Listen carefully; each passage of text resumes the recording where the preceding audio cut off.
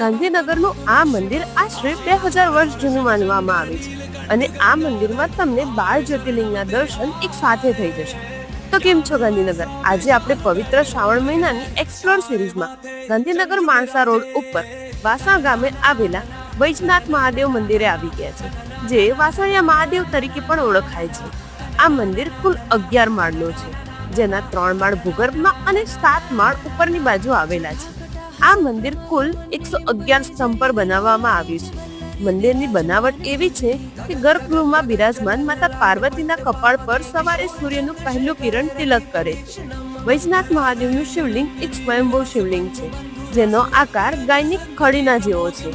આ મંદિરમાં તમને એકી સાથે 12 જ્યોતિર્લિંગના દર્શન પણ થઈ જશે. વૈજનાથ મહાદેવના દર્શનની જોડે જોડે તમને અહીંયા હનુમાનજીની 51 ફૂટ ઊંચી મૂર્તિના દર્શન પણ કરવા મળી જશે. તો દોસ્તો, આ શ્રાવણ મહિના